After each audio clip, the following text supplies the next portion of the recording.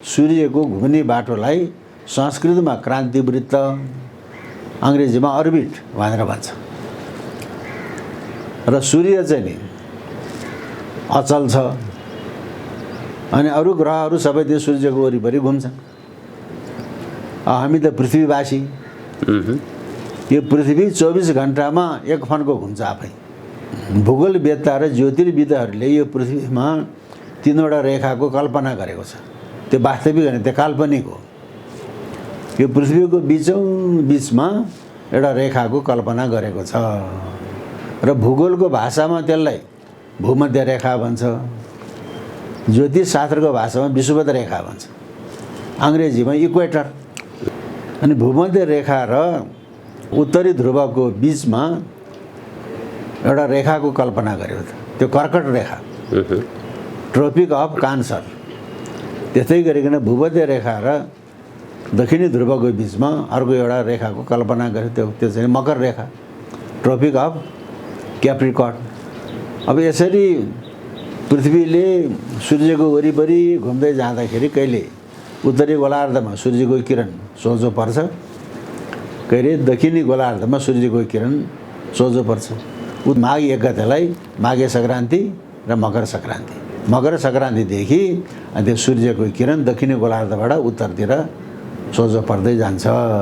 महावारुणी जोग पर्दाको दिनमा ऋणी घाटमा एक हल सुनको लेदो बग्छ अरे, किनभने शालिग्राममा त सुन टाँसिएको हुन्छ। त्यहाँदेखि देवघाटको स्नान, किनभने देवघाटमा त सप्त गण्डकीको सङ्गम हुन्छ।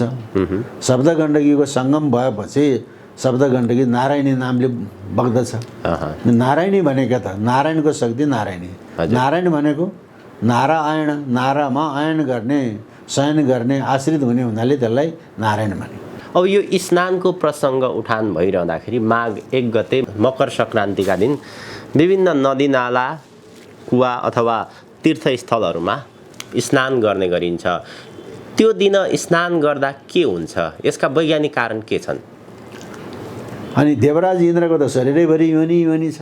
योनि भने त एड्सको खटिरा हो। त्यो यसरी व्याख्या गर्न पर्यो हामीले। अनेक ठाउँमा गएर चाहिँ नै तपस्या गरे, त्यसपछि शरीरको योनि झरेन। आखिरमा चाहिँ सची तीर्थ, सची भनेको इन्द्रायणी, त्यो रोशी र चाहिँ पुण्यवतीको किनारामा आएर इन्द्रेश्वर महादेवले इन्द्रको आराधना गरे। इन्द्रेश्वर महादेवको स्नान गर्ने, सची तीर्थको स्नान गर्दाखेरि उनका सारा शरीरभरिको चाहिँ योनिको चिन्ह पतन भयो। तर एउटा चिन्ह पतन भएन निधारमा। पुसको मसान्तको मध्यराति सिग्लेसको चोखो पानी तीर्थमा एक हल तातो पानीको मूल फुट्छ। त्यो तातो पानीको मूलमा माघ अनि मध्यरातदेखि मान्छेले नुहाउन थाल्छ। त्यसलाई सिग्लेस चोखो पानी तीर्थ। अरू ठाउँमा बर्खामा मूल फुट्ने, हिउँदो मूल सुक्ने, तर सिग्लेसको चोखो पानी तीर्थमा अनि पुसको मध्यरातमा एक हल पानीको मूल फुट्ने अनि माघे सङ्क्रान्तिमा नुहाउने।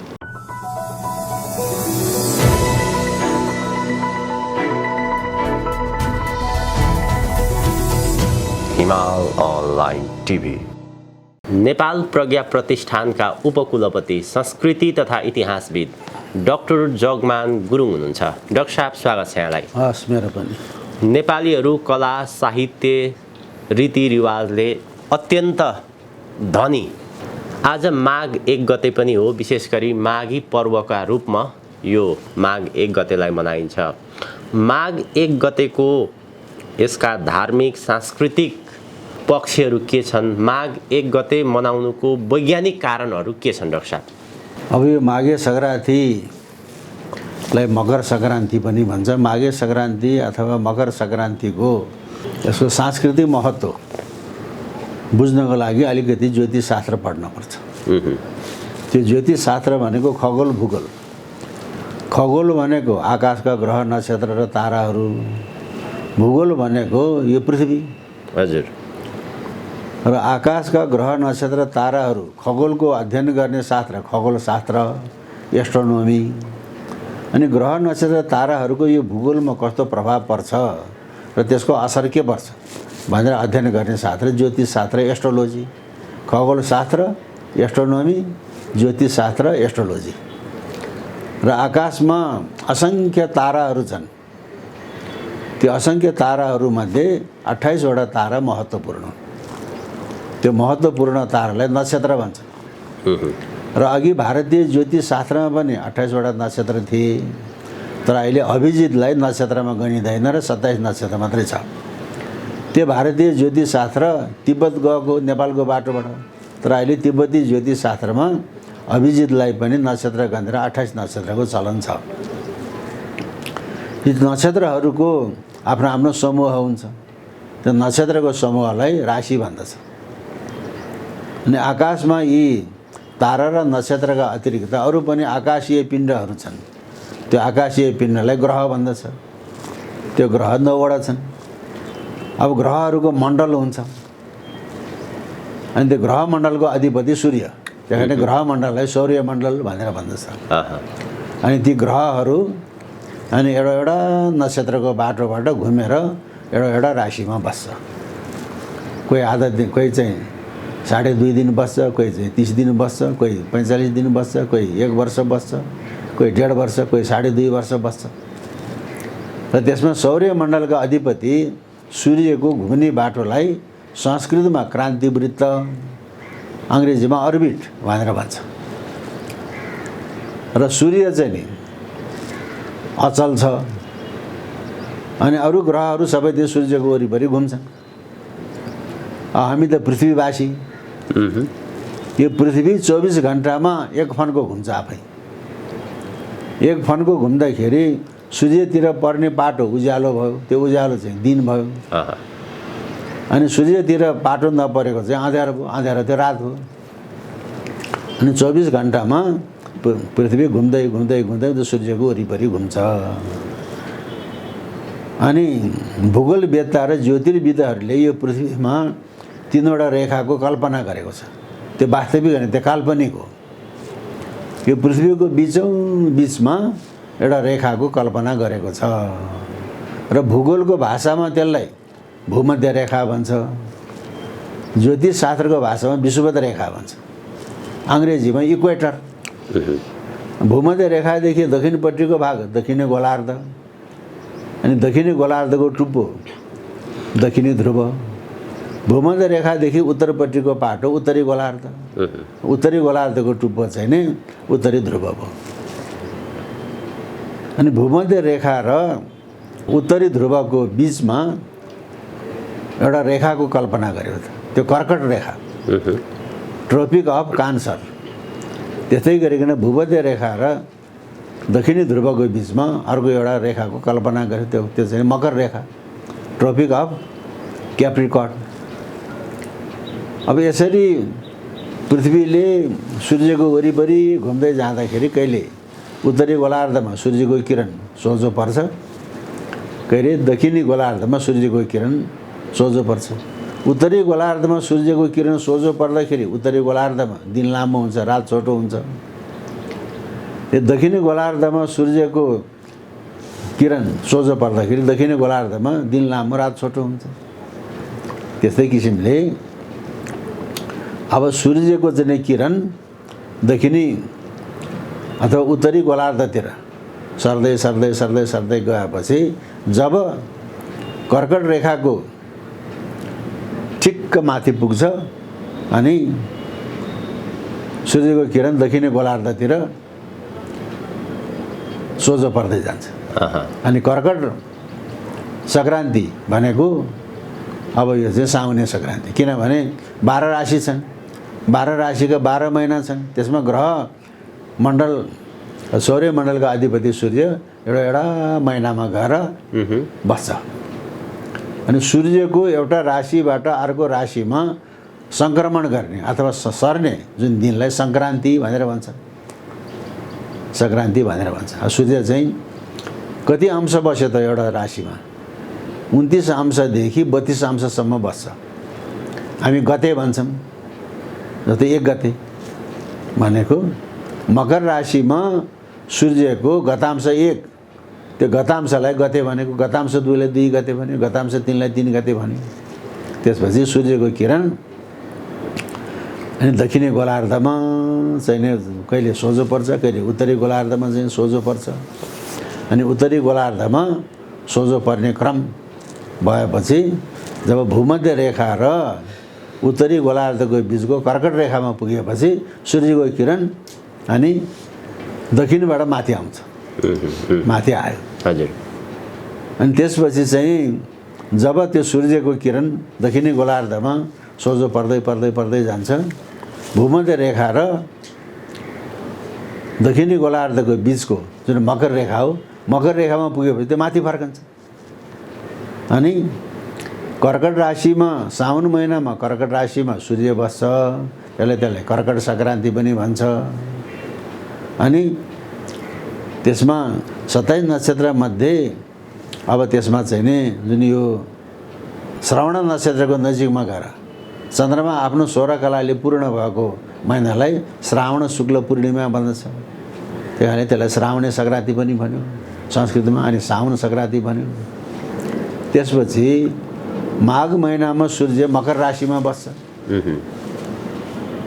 अनि 27 नक्षत्रमध्ये मघा नक्षत्रमा गएर चन्द्रमा आफ्नो 16 कलाले पूर्ण भएको दिनलाई माघ शुक्ल पूर्णिमा भन्दछ। अनि माघ 1 गतेलाई माघे सङ्क्रान्ति र मकर सङ्क्रान्ति। मकर सङ्क्रान्तिदेखि अनि त्यो सूर्यको किरण दक्षिणी गोलार्धबाट उत्तरतिर सोझो पर्दै जान्छ। अनि साउने सङ्क्रान्तिदेखि सूर्यको दक्षिणायन प्रारम्भ हुन्छ, माघे सङ्क्रान्तिदेखि उत्तरायण प्रारम्भ हुन्छ। र दक्षिणायन भनेको अधोगति, उत्तरायण भनेको ऊर्ध्वगति। त्यस कारणले उत्तरायणमा मात्रै माघदेखि असारसम्म उत्तरायण, साउनदेखि पुससम्म दक्षिणायन। अनि उत्तरायणमा मात्रै विवाह व्रतबन्ध हुन्छ, साउनदेखि मङ्सिर पुससम्म विवाह व्रतबन्ध हुँदैन। र पछि व्यवहार चलेन भनेर मङ्सिर भनेको त धनधान्यले पूर्ण महिना हो भनेर दक्षिणायन भए तापनि मङ्सिरमा बिहा गर्न थालियो। तर मङ्सिरमा बिहा हुन्छ, व्रतबन्ध हुँदैन, बरु चैतमा व्रतबन्ध हुन्छ। किनभने उत्तरायण भनेको ऊर्ध्वगति, दक्षिणायन भनेको अधोगति। र सूर्यको उत्तरायण बिन्दु प्रारम्भ हुने मकर सङ्क्रान्ति माघे सङ्क्रान्ति भएको हुनाले यसलाई चाडको रूपमा मानेको। अब मकर सङ्क्रान्ति माघे सङ्क्रान्तिको विशेषता के छ? स्नान। यसलाई मकर स्नान भनेर भन्दछ। किनभने अब त जाडो गयो, स्नान गर्न पर्यो। स्नान पनि कहाँ गर्ने त? तीर्थमा गएर स्नान गर्ने। तीर्थ भनेको के हो? तरति पापादिकम यस्मात् सतीर्थ, जहाँबाट मानिसहरू आफ्नो जन्म जन्मान्तरको पापबाट तर्दछन् त्यो तीर्थ हो भनेको छ। तीर्थ स्नान गर्ने। अब नेपालमा त्यस्ता स्नान गर्ने तीर्थहरू थुप्रै ठाउँमा छन्। तर तीर्थहरूमध्ये माघे सङ्क्रान्तिको चाहिँ नि स्नान अहिले पाल्पा, गुल्मी र स्याङ्जाको सङ्गम रिडी, पाल्पा, गुल्मी र स्याङ्जाको सङ्गम रिडी घाट। हजुर। डाक्टर साहब, एउटा जिज्ञासा चाहिँ हजुरले यो माघ 1 गतेबाट सूर्यको किरण दक्षिणायनबाट उत्तरायणतर्फ प्रवेश गर्छ भनेर भन्नुभयो। सूर्यको किरण उत्तरायणतिर प्रवेश गर्दाखेरि यहाँ पृथ्वी लोकमा कस्तो प्रकारको असर गर्छ? त्यो त अब जब दक्षिणायनतिर चाहिँ जाँदाखेरि पृथ्वीको उत्तरी गोलार्धमा दिन लामो हुँदै जान्छ। हजुर। के अरे रात लामो हुँदै जान्छ, दिन छोटो हुँदै जान्छ। अब जब चाहिँ नि उत्तरायणतिर चाहिँ नि सूर्यको उत्तरायण बिन्दु प्रवेश भएपछि दिन लामो हुँदै जान्छ, रात छोटो हुँदै जान्छ। अब जाडो भएपछि त कठाङ्ग्रिन्छन् वनस्पतिहरू पनि। अहिले पुष माघको गुलाबको फुल अहिले फुलै छैन, तुषारले खाएर कक्रक्क परेको छ। भोलि अब फागुन माघको 15 गतेदेखि अनि यहाँ दिन घमाउन थाल्छ, अनि फुलहरू फुल्न थाल्छन्। त्यस्तै किसिमले त्यो प्रकृति मानिसको चाहिँ अङ्ग प्रत्यङ्गमा पनि त्यसको स्फुरण हुन्छ। किन घमाइलो, घमाइलो भनेको रमाइलो। किनभने सूर्यको किरण भनेको त्यो उर्वर हो, त्यो सौर्य शक्ति भनेको उर्वरको प्रतीक हो। त्यस कारणले चाहिँ उत्तरायण लगाएपछि अब उत्तरी गोलार्धका मान्छेहरूको लागि ऊर्ध्वगति। अब स्नान गर्नेमा अब रिडीको स्नान, रिडी भनेको पाल्पा, गुल्मी र स्याङ्जाको सङ्गममा छ। र अर्घाखाँचीको बलकोटबाट रिडी बगेर आएको छ। अनि दामोदर हिमालबाट काली नदी बग्दै आएको छ। कालीको महत्त्व के भन्दाखेरि कालीको गर्भमा शालिग्राम पाइन्छ। त्यसलाई चाहिँ काली गण्डकीलाई शालिग्रामी पनि भन्दछ। र जस्तो बारुणी जोग त चैतको अन्तिमतिर सधैँ पर्छ, तर कहिले कहिले महाबारुणी जोग पर्छ। कहिले कहिले महाबारुणी जोग पर्दाको दिनमा रिडी घाटमा एक हल सुनको लेदो बग्छ अरे, किनभने शालिग्राममा त सुन टाँसिएको हुन्छ, त्यो लेदो बग्छ भनिन्छ। त्यही कारणले माघमा रिडीको स्नान त्यो महत्त्वपूर्ण मानिन्छ। त्यहाँ चाहिँ नि रिडीको स्नान पनि जेठी माइली कान्छी, जस्तो माघ 1 गते मान्छे धेरै हुने भए त्यो जेठी भयो, 2 गते मान्छे अलि निख्रन्छ त्यो माइली, 3 गतेदेखि मान्छे निख्रदै जान्छ त्यो चाहिँ कान्छी, जेठी माइली कान्छी भन्ने चलन छ। अब त्यसमा चाहिँ नि चारैतिरका मान्छेहरू त्यहाँ आएर थुप्रिने भयो रिडी स्नानको लागि। भारतबाट जोगी जालन्धरहरू पनि त्यहाँ आउँछन्। रुकुम टक्सेराका मानिसहरू पनि कम्बल र पाखी बेच्न त्यहाँ आउँछ। मुस्ताङका भोटेहरू जिम्बो बेच्न आउँछन् त्यहाँ।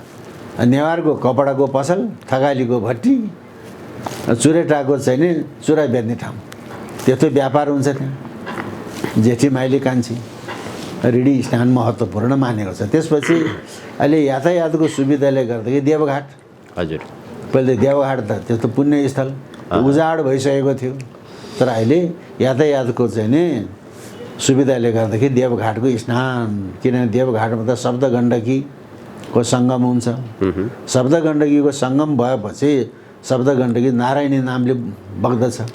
नारायणी भनेको त नारायणको शक्ति नारायणी। नारायण भनेको नारायण, नारामा आयन गर्ने, शयन गर्ने, आश्रित हुने हुनाले त्यसलाई नारायण भने। नारा भनेको त आपो नारा, नारा भनेको आप हो, आप भनेको जल हो, जल भनेको चाहिँ नि अमृत हो, अमृत भनेको नमर्ने। त्यहाँ हामी मृत्युमा अमृतम गमायो भन्छौँ। र मकर सङ्क्रान्तिको दिनमा देवघाटमा गङ्गादि तीर्थहरू र 33 गोटी देवी देवताहरूको सङ्गम हुन्छ। त्यही कारणले सर्वदेव सङ्घटन, सबै देवताहरूको सम्मिलन हुने हुनाले त्यसलाई देवघाट भनेको भनिन्छ। त्यसपछि पूर्वको बराह क्षेत्र, कोका र कोशीको सङ्गम बराह क्षेत्र, त्यो ठुलो तीर्थ हो, महातीर्थ। किन भन्दाखेरि अघि हिरण्याक्ष नाम गरेको दैत्यको अन्याय र अत्याचारले गर्दाखेरि यो धरती माता पातालमा पातलिन्। अनि वैकुण्ठ धामको भगवान् विष्णुले सुँगुर हुनु पर्यो। बराह भनेको एउटा सुँगुर हो। बराह अवतार लिएर पृथ्वीको उद्धार गरेपछि अनि कोकामुख तीर्थमा आएर भगवान् बराहले आफ्नो बराहको स्वरूप त्यागेर शङ्ख चक्र गदा पद्म लिएको दिव्य स्वरूप धारण गरेर आफ्नो दिव्य धाम वैकुण्ठ पाल्नुभयो भन्ने चाहिँ नि छ। यसरी ठाउँ ठाउँमा चाहिँ नि हजुर स्नान हुन्छ। हजुर, अब यो स्नानको प्रसङ्ग उठान भइरहँदाखेरि माघ 1 गते मकर सङ्क्रान्तिका दिन विभिन्न नदी नाला, कुवा अथवा तीर्थस्थलहरूमा स्नान गर्ने गरिन्छ। त्यो दिन स्नान गर्दा के हुन्छ, यसका वैज्ञानिक कारण के छन्? अब यसमा मकर राशिमा गएर चाहिँ सूर्य बस्ने। हजुर, मकर भनेको त जलजन्तु हो। मकर भनेको जलजन्तु। त्यही कारणले मकर राशिमा सूर्य जाँदाखेरि र सूर्यको उत्तरायणी बिन्दु लाग्दाखेरिको स्नान चाहिँ त्यसले अघि नै मैले तरति पापादिकम यसमा सतीर्थ, आफ्नो जन्म जन्मान्तरका चाहिँ पापहरू चाहिँ नासिन्छन्। त्यही कारणले मकर स्नानलाई महत्त्वपूर्ण मानेको छ। अनि अर्को कुरो, अब यहाँ मान्छेले शास्त्र नबुझिकन कर्म गर्दाखेरि वित्तल पर्छ। जस्तो पनौतीमा 12 वर्षे मकर मेला लाग्ने। कस्तो 12 वर्षे मकर मेला भन्दाखेरि मकर राशिमा सूर्य र बृहस्पतिको युति हुँदाखेरि, सूर्य र बृहस्पतिको युति हुँदाखेरि अनि पनौतीको सची तीर्थमा 12 वर्षको मकरको मेला लाग्छ। तर पोहोर 2077 सालको माघमा मकर राशिमा सूर्य र बृहस्पतिको युति थियो, त्यतिखेर लाग्न पर्ने। अब त्यतिखेर लागेन, यसपालि लाग्यो, तर कोरोनाले गर्दाखेरि मेला लाग्न नपाउने भन्यो। यसपालि त मकर राशिमा त सूर्य र बृहस्पतिको युति त छैन, तर त्यहाँका मान्छेले शास्त्र नबुझिकन यति सालमा 12 वर्षे मेला लागेको थियो, अब 11 पुगेर 12 लाग्ने यति सालमा, त्यस्तो सोझो लाटो भन्ने कि सोझो गणना गरे। तर पनौती सची तीर्थको मकरको मेला जुन वर्षमा मकर राशिमा सूर्य र बृहस्पतिको युति हुँदा हुन्छ त्यो बेला मकर मेला लाग्छ। अब त्यो पनौती भने अस्मा नगर, अस्मा भने ढुङ्गा, त्यहाँ एक बित्ता खसेर भने ढुङ्गा आउँछ, त्यहाँ कहिले पनि भुइँचालो आउँदैन, ढुङ्गामाथि जग राख्ने हो। त्यो सची तीर्थ त्यो चाहिँ नि अहिलेको भाषामा त्यो एड्स रहेछ, देवराज इन्द्रलाई भएको एड्स निको बनाउने ठाउँ त्यो। त्यो कस्तो भन्दाखेरि छलछाम त अहिले देवताहरूले गर्ने पापी त देवताहरू नै हुन्, हामी देवता भनेर मान्छौँ। देवराज इन्द्रले यो मर्त्यमण्डलमा सबभन्दा पतिव्रता स्त्री को रहेछ त भनेर विचार गर्दाखेरि गौतम ऋषिको पत्नी अहिल्या पतिव्रता रहेछ। थाहा पाएपछि त्यसको सतीत्व नाश गर्छु भनेर आएछन्। आएर अनि ब्रह्म मुहुर्तमा गौतम ऋषि नुहाउने भनेर चाहिँ धोती काँधमा राखेर नदीतिर गयो। त्यही बेलामा चाहिँ नि गौतम ऋषिको स्वरूप धारण गरेर इन्द्रले अनि अहिल्या कहाँ गएर लो काम वासनाको प्रस्ताव गर्यो। अनि गौतम ऋषिको पत्नीले होइन यो यस्तो कुबेलामा काम कलाको चाहिँ प्रस्ताव गर्ने यो मान्छे को? मेरो पति त नुहाउन गएको छ, ऊ त सात्विक हो, यस्तो भन्न नपर्ने। ध्यान दृष्टिले विचार गर्दा देवराज इन्द्र आफ्ना श्रीमानको चाहिँ स्वरूप लिएर आएको रहेछ, हुँदैन भनेर बहिष्कार गरेर उसलाई चाहिँ श्राप दिन पर्ने। गौतम ऋषिका पत्नी अहिल्या पनि त्यहाँ चाहिँ नि त्यो पापी, ओहो मेरो बुढो त कन्दमूल खाने, रुखा सुखा खाने, यस्तो सधैँ तपस्या मात्रै गर्ने। देवराज स्वर्गका राजा देवराज इन्द्रसँगको भोग विलास कस्तो हुँदो रहेछ त विचार गरौँ भनेर उसले पनि त्यो प्रस्तुत भइन्। अनि नुहाउन जाँदाखेरि त जौतिली बिर्सेछ अरे। गौतम ऋषि फर्केर आउँदाखेरि त त्यहाँ त्यस्तो लीला देखे भनेपछि देवराज इन्द्रलाई ए त यस्तो चाहिँ ब्राह्मणीसँग चाहिँ नि गमन गर्ने ब्रह्म मुहुर्तमा तेरो शरीरैभरि योनिको चिन्ह चाहिँ भइजा भनेर श्राप दिए। अनि अहिल्यालाई त चाहिँ जड पत्थर भइजा त ढुङ्गा होस् श्राप दियो। तर जुन बेलामा चाहिँ राम अवतार लिन्छ भगवान् विष्णुले, त्यो बेलामा रामको पाइरोले स्पर्श गरेपछि बल्ल त मनुष्य योनिमा आउलास्, नत्र शिला पत्थर भइजा भनेर श्राप दियो। अनि देवराज इन्द्रको त शरीरैभरि योनि छ। योनि भने त एड्सको खटिरा हो त्यो, यसरी व्याख्या गर्न पर्यो हामीले। अनेक ठाउँमा गएर चाहिँ नि तपस्या गरे, त्यसको शरीरको योनि झरेन। आखिरमा चाहिँ सची तीर्थ, सची भनेको इन्द्रायणी, त्यो रोशी र चाहिँ पुण्यवतीको किनारामा आएर इन्द्रेश्वर महादेवले इन्द्रको आराधना गरे। इन्द्रेश्वर महादेवको स्नान गर्ने, सची तीर्थको स्नान गर्दाखेरि उनका सारा शरीरभरिको चाहिँ योनिको चिन्ह पतन भयो। तर एउटा चिन्ह पतन भएन निधारमा, किनभने गाउँघरतिर कसैले के नभए त्यसले त गुको टिका लायो भन्छ नि।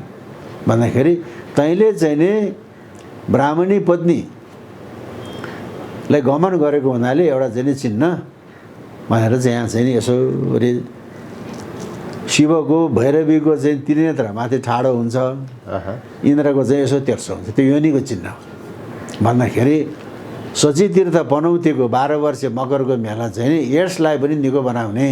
तर यहाँका मान्छेले नबुझिकन जुन बेलामा चाहिँ मकर राशिमा सूर्य र बृहस्पतिको युति हुँदाखेरि लाग्न पर्ने मेला अब अहिले लागेको छ, त्यसको केही अर्थ हुँदैन।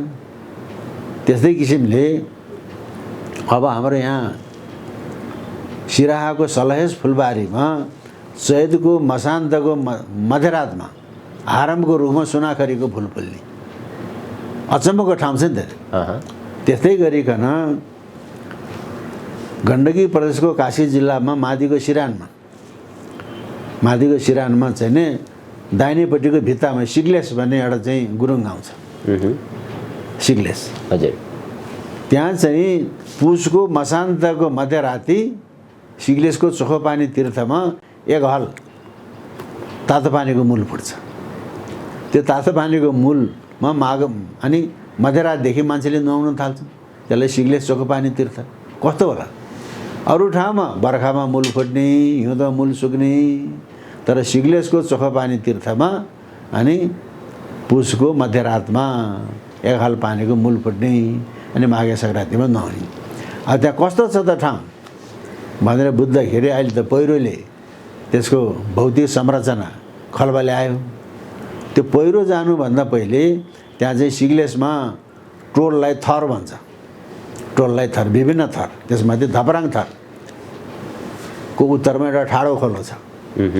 त्यो ठाडो खोलोको दाहिनेपट्टि एउटा चिसान परेको एउटा कोप्चेरो कोप्चेरो परेको चाहिँ ठाउँ थियो अरे पहिले।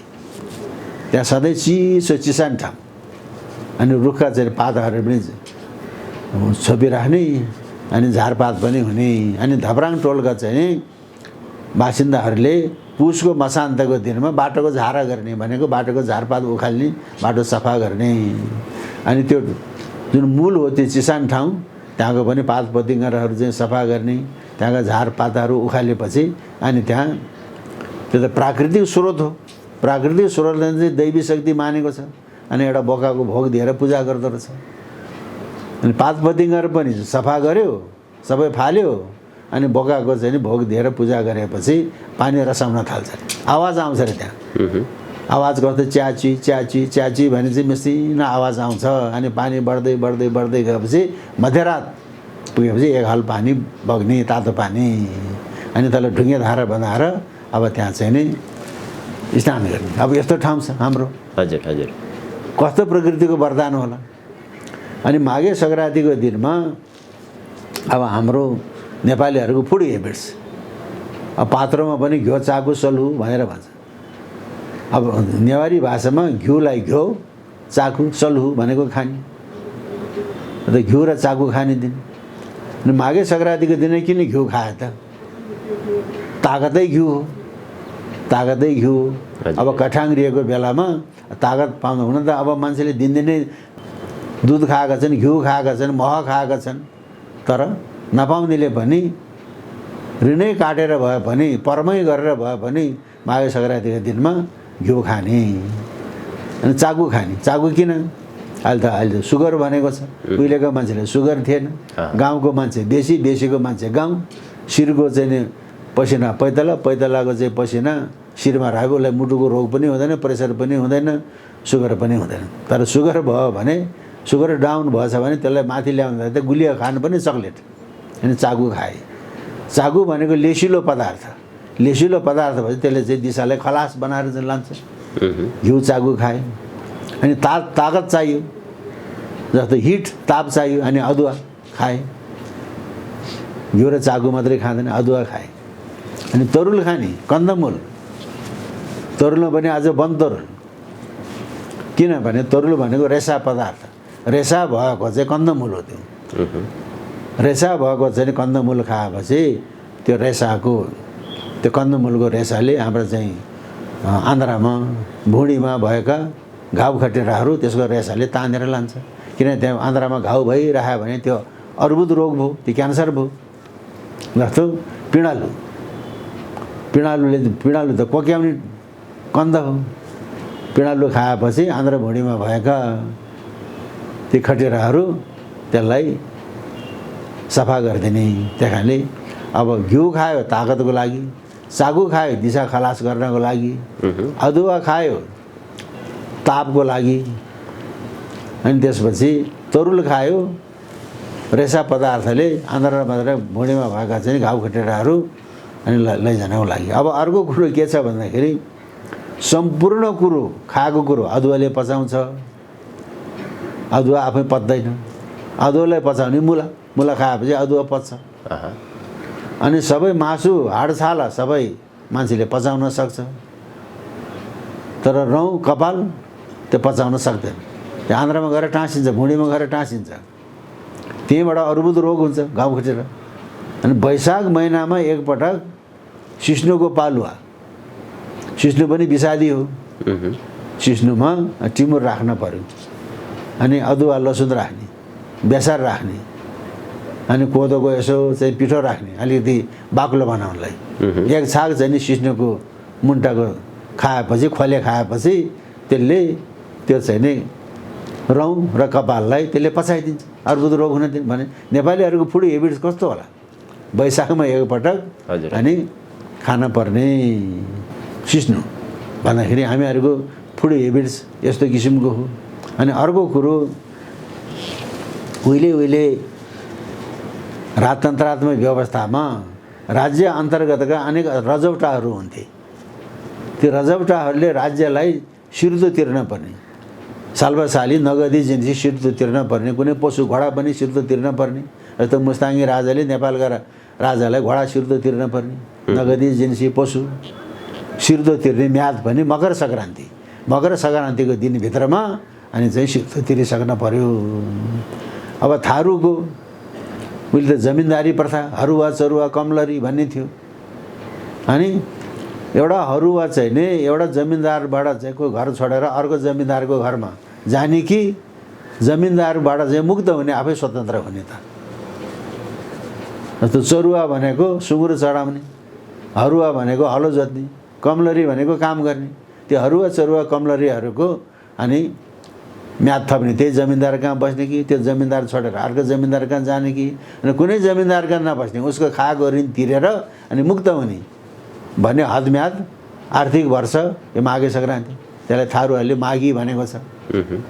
अनि मधेसतिर केही कुरा कहिले गर्ने हो, यो खिचडी के बात भन्छ, खिचडी खायो खिचडी के बात, यस्तो चलन छ। अब अहिले मगरहरूले पनि माघे सङ्क्रान्ति त हामीहरूको नयाँ साल हो भनेको छ। वो त यसले सम्मतवाला किराँतहरूले पनि यसले सम्मतको प्रवर्तन, हाम्रो नयाँ वर्ष माघे सङ्क्रान्ति भनेको छ।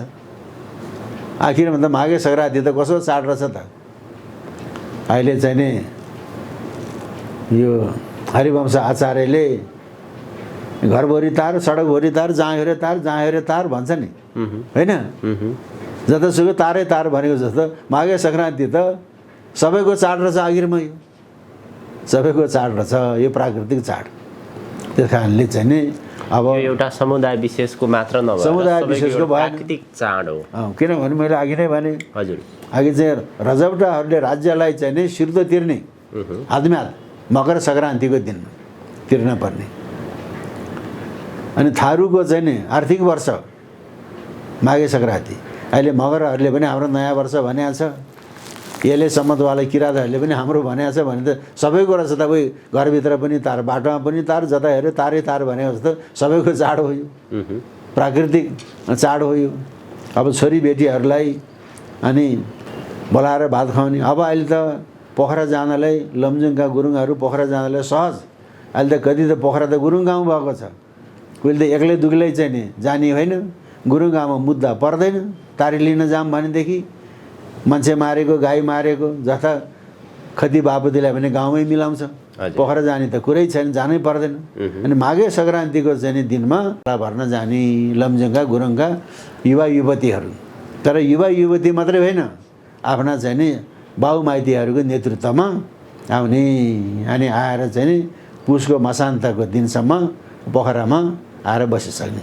अनि माघे सङ्क्रान्तिको दिन भात खानुभन्दा पहिले अनि सेती गण्डकी रामघाटमा गएर हजुर हजुर बाउ माइतीले चेलीबेटीको चाहिँ गोडा धुने सेती गण्डकीको पानीले। अनि आएर भात खायो, अनि ढुङ्गे साउको मेला भर्न गयो। ढुङ्गे साउको मेला भर्यो, त्यहाँबाट चाहिँ नि पार्दीको बाँध हेऱ्यो, अनि त्यहाँबाट चाहिँ तालबारै हेऱ्यो, अनि फर्क्यो। अनि भोलिपल्ट पोखराको बजार घुम्यो, विन्ध्यवासिनीको चाहिँ नि दर्शन गर्यो। अनि गाउँका चाहिँ मान्छेले कोसेली ल्याइदिन पर्ने। कोसेली त उसले त तमाखु खाने चलन थियो, अनि तमाखु कोसेली लिएर जाने, 2 दिन पोखरा बस्ने, यस्तो चलन थियो। अब त्यो चलन अहिले हरायो। अनि अर्को सिग्लेसको चोखो पानी तीर्थ भनेको जस्तै अहिले कास्कीको माछापुछ्रे गाउँपालिकामा घाचोक भन्ने एउटा ठाउँ छ। घाचोकमा खार पानी भनेको तातो पानी। अहिले त तापक्रम घट्यो जहाँसुकै पहिरोले गर्दाखेरि। त्यो खार पानी कस्तो रहेछ भने, अब मान्छे वनमा जानु पर्यो, एउटा पिँडालुको माउ ठुलो लग्यो, त्यो खार पानीमा गाड्यो, माथि ढुङ्गाले आँसेर राख्यो। भरे लेकमा गएर घाँसको भारी, दाउराको भारी, निगालाको भारी बोकेर ल्याउँदाखेरि त्यो फतक्क गलिरहेको छ, पाकिरहेको छ। अनि एउटा रुमालमा अथवा कपडाको टालोमा 1 माना चामल बाँधेर पानीमा राखिरहेको ढुङ्गाले आँटेर राख्यो, भरे आउँदाखेरि त भात भइरहेको छ। त्यस्तो तर अहिले तापक्रम घट्यो। अब महिलाहरूलाई विशेष गरेर प्रसुति बिग्रिएपछि त गालाभरि पोतो लाग्छ अनि त्यस्ता व्यक्तिहरू प्रसुति बिग्रिएका महिलाहरू खारपानीमा नुहाउन जाने। माघे सङ्क्रान्तिमै विश्वास आस्था मात्र हो कि के हो डाक्टर साहब? त्यो त्यहाँ गएर नुहाइसकेपछि वैज्ञानिक छ त्यो। हजुर, नुहाउँदाखेरि कसरी नुहाउँदो रहेछ भन्दाखेरि खारपानीमा नुहायो, त्यो प्रसुति बिग्रेर गालाभरि चाहिँ मुखभरि पोतो भएका महिला अनि नुहायो, अनि त घिउ हालेको झिनुवाको भात अनि कुखुराको मासुको रस अनि रक्सी खायो, अनि ओछ्यान लायो, पाटे काम्लो माथि सुत्यो, सिरेकले चाहिँ गुम्म घाममा सुतेपछि अनि खललल पसिना आउने, फेरि गएर नुहायो, फेरि रक्सी खायो, फेरि भात खायो, अनि फेरि सुत्यो, खललल पसिना आयो, अनि पटक पटक त्यसो गरेपछि मासु र भात खाँदै रक्सी खाँदै नुहाउँदै सुत्दै अनि पसिना निकाल्दै गर्दाखेरि गालाको पोतो सोतो सबै गयो। त्यस्तो किसिमको थेरापी हो त्यहाँ गर्दाखेरिमा। यस्ता हाम्रो प्राकृतिक स्रोतहरू छन्, त्यो हाम्रो चाहिँ नि यहाँको चाहिँ रैथाने ट्रिटमेन्ट गर्ने भन्दाखेरि माघे सङ्क्रान्ति भनेको समस्त नेपालीहरूको यो पर्व हो। किनभने सौर्यमण्डलका अधिपति सूर्यको उत्तरायण बिन्दु सुरु हुन्छ। त्यसपछि अब चेलीबेटीहरूलाई चाहिँ नि भात खुवाउने। अझ चाहिँ साँच्चै भन्यो भने अहिले नेपालमा लोसारको परम्परा आयो। मैले सुनेको छु तामाङका बुढाहरूले, कहाँबाट आयो लोसार? हाम्रो त लो परिवर्तन हुने त माघे सङ्क्रान्तिको दिनमा हो। माघे सङ्क्रान्तिको दिनमा हो चेलीबेटी ज्वाइँ चेला भन्दा पनि चेलीबेटीहरूलाई बोलाएर चाहिँ भात खुवाउने। कहाँबाट आयो लोसार भनेर तामाङका चाहिँ बुढाहरूले त्यसो भन्दैछन्। आज तामाङको पनि यो चाड हो। यो त्यही कारणले चाहिँ नि अहिले त सबैले चाहिँ ठाउरूले पनि माघी हाम्रो भन्ने, मगरले पनि हाम्रो भन्ने, यसले सम्बन्धवाला किराँतले पनि हाम्रो भन्ने, तामाङले पनि हाम्रो चाहिँ भन्ने, गुरुङहरूको त उहाँ छोरीबेटीलाई चाहिँ गोडा धुने सेती गण्डकीमा भनेपछि त उही घरभित्र नि तार, बाहिर नि तार, जता हेऱ्यो तारै तार भन्छ। माघे सङ्क्रान्ति सबै नेपालीको चाहिँ चाडपर्व रहेछ भन्दाखेरि हामी नेपालीहरूको चाडपर्वको तिथिमिति एउटै हुन्छ, तर त्यसलाई मनाउने तरिका भिन्दै हुन्छ। त्यसै गरिकन हाम्रो मेला भर्ने तीर्थस्थल पनि एउटै हुन्छ। यो समन्वय, हजुर, यो समन्वय संस्कृति हो, समन्वयात्मक संस्कृति।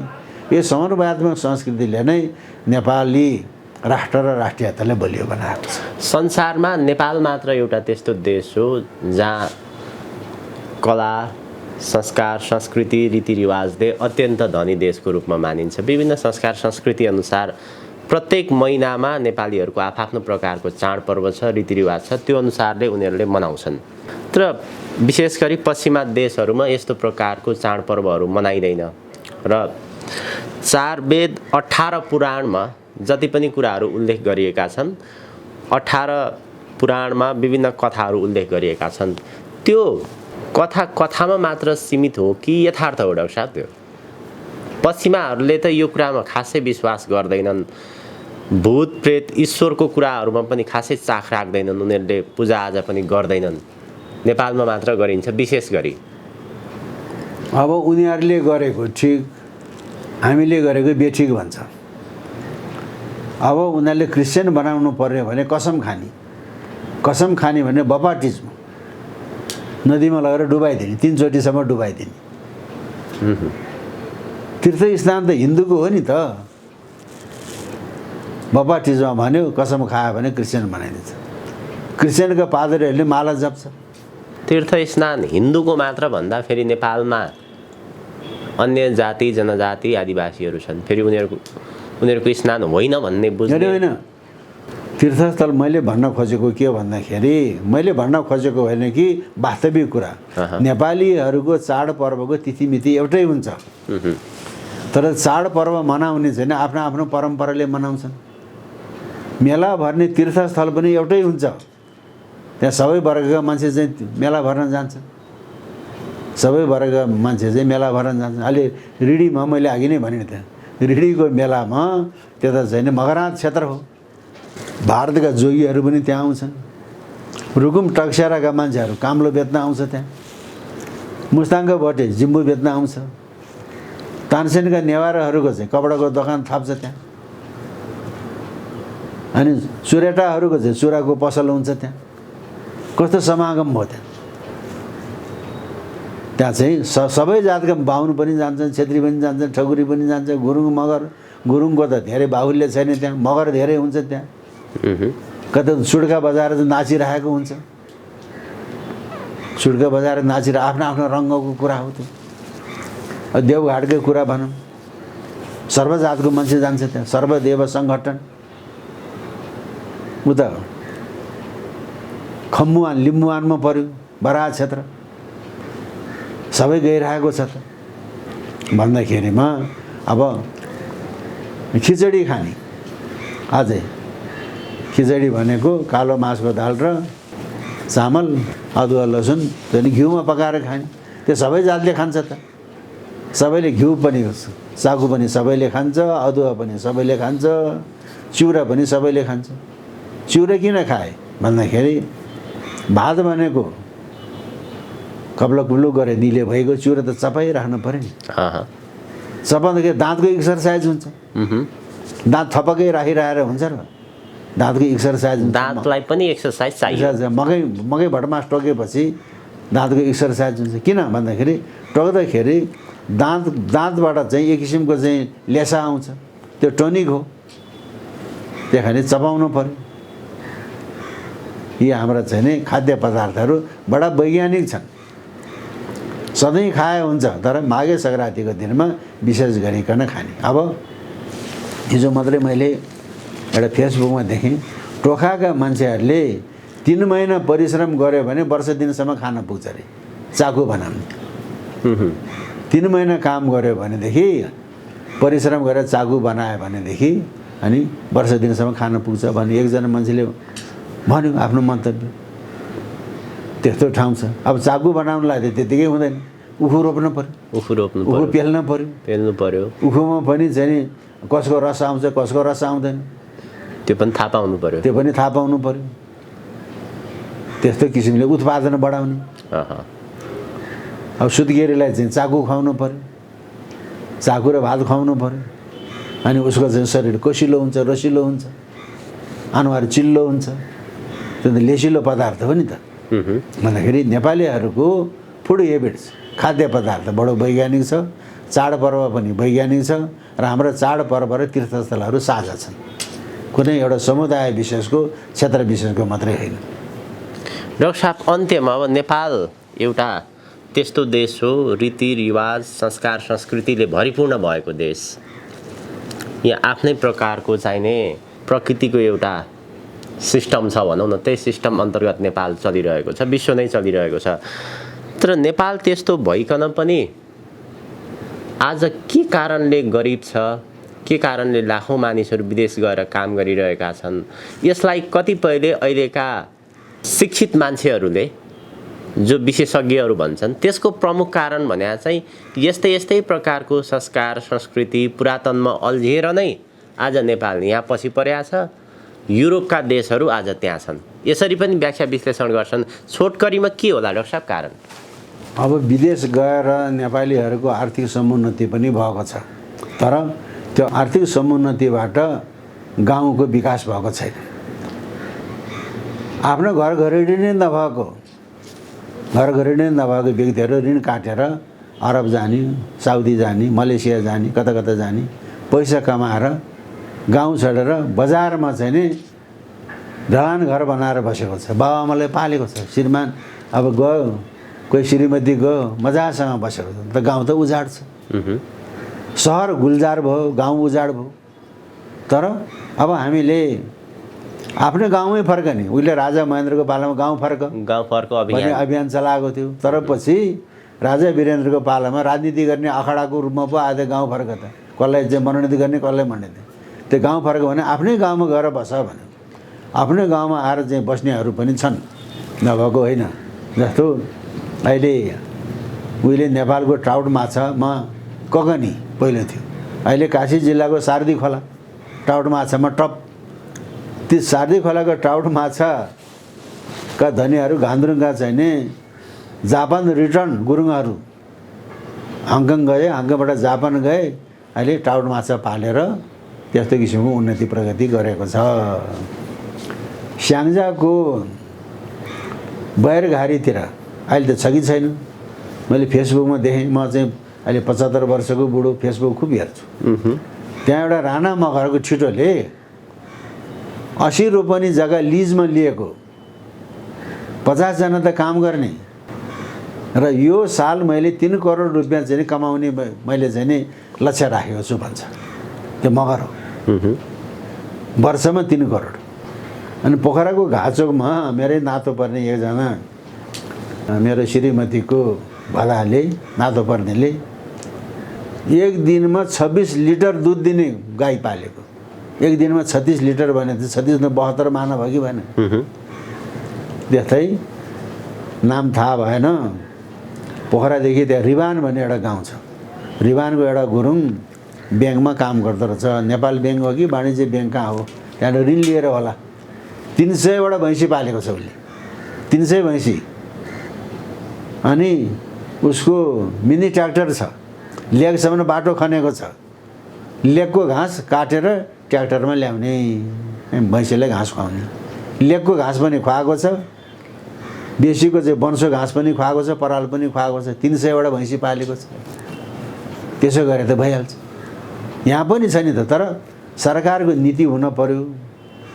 हाम्रो गाउँका चाहिँ गाउँपालिकाले एकपल्ट कस्तो नीति ल्यायो भने जहिले खेत बाँझो छोड्छ 1 रोपनीको 500 रुपियाँ दण्ड। दण्ड मात्रै भएर खेतीको वातावरण बनाइदिन परेन, कुलो बनाइदिन पर्यो कि परेन, मल दिन पर्यो, पशुपालन हुन पर्यो। अहिले त युरिया मल छर्छ, पशुपालन छैन, खेत जति सबै बाँझो भयो। खेत बाँझो भयो अनि त्यो युरिया मान्छेले खान्छ, अनि किसिमको रोग लागेको छ। पशुपालन हुन पर्यो, पशुपालनको लागि त वन संरक्षण हुन पर्यो, अनि अर्ग्यानिक खेती गर्न पर्यो।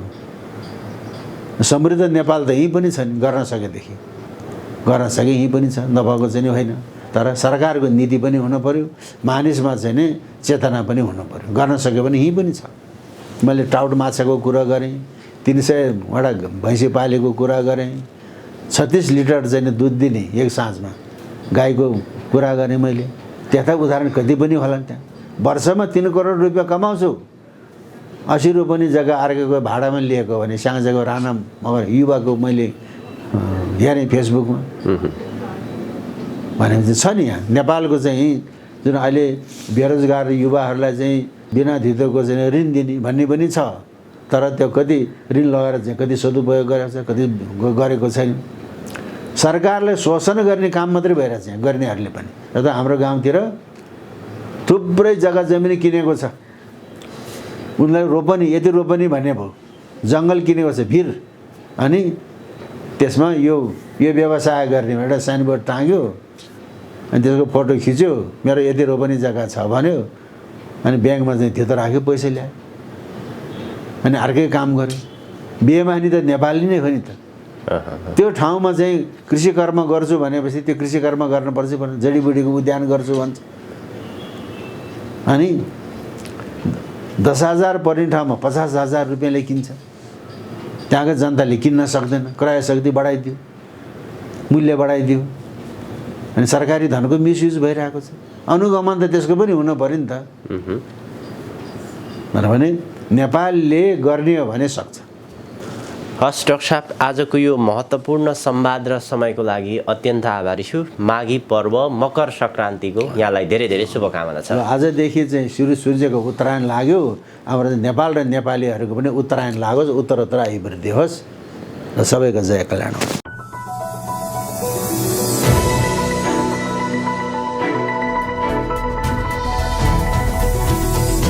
हिमाल अनलाइन टिभी।